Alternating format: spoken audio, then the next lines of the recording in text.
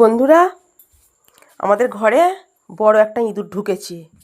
ইঁদুরটা কবে ঢুকেছে জানি না, কেটে সব তছনছ করে দিয়েছে। এখন 11:15 থেকে এখনও খোঁজাখুঁজি হচ্ছে। এই দেখো, সব খাটেতে বের করেছি, সব চারদিকে দেখছি কোথায় গেছে। এইখানেই আছে, খুঁজে পাচ্ছি না। এই যে এই বাস্কটার ভেতরে ছানা হয়েছে। এই দেখো ছানা বাচ্চাগুলো, দেখতে পেয়েছো কটা? এ দেখো, একটা, দুটো, তিনটে, চারটে বাচ্চা। এত জ্বলাচ্ছে ইঁদুরটাকে দেখতে পেলে আমি মেরে ওরা ধুলধাবাড়ি উড়িয়ে দেবো একদম।